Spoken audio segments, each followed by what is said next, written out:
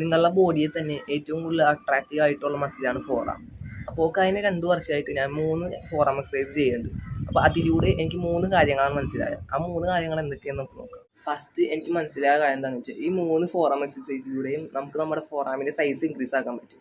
ഈ എക്സസൈസ് ചെയ്തതിലൂടെ മാത്രമല്ല, നമ്മൾ ഓരോ പ്രാവശ്യം വർക്കൗട്ട് ചെയ്യുമ്പോഴും ഓരോ ദിവസവും 0.8 ഗ്രാം പ്രോട്ടീൻ കഴിക്കണം.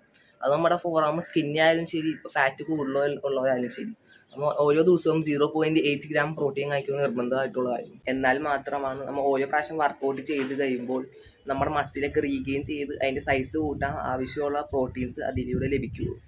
പിന്നെ എനിക്ക് രണ്ടാമത് മനസ്സിലായ കാര്യമാണ് വാസ്കുലാരിറ്റി. ഇതിലൂടെ നമുക്ക് ഫോറാമിൻ്റെ അകത്തുള്ള വെയിൻസ് ഒക്കെ പുറത്തേക്ക് വരുത്താൻ പറ്റും. അതിനുവേണ്ടി നമ്മുടെ ഫോറാമിൻ്റെ അകത്തുള്ള ഫാറ്റ് ലെയർ ഒക്കെ കളഞ്ഞ് നമ്മുടെ മസിലിൻ്റെ സൈസ് ഇൻക്രീസ് ആവും.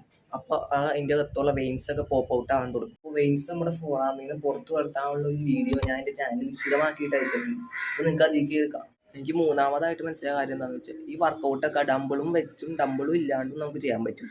അപ്പോൾ ആ 3 വർക്കൗട്ട്സ് എന്തൊക്കെയാണെന്ന് നമുക്ക് നോക്കാം. അപ്പോൾ നമ്മുടെ ഫസ്റ്റ് വർക്കൗട്ട് തുടങ്ങണം ഡംബിളും വെച്ചാണ്. അത് കഴിഞ്ഞിട്ട് നമുക്ക് നോ എക്യുപ്മെന്റ് വർക്കൗട്ട് നോക്കാം.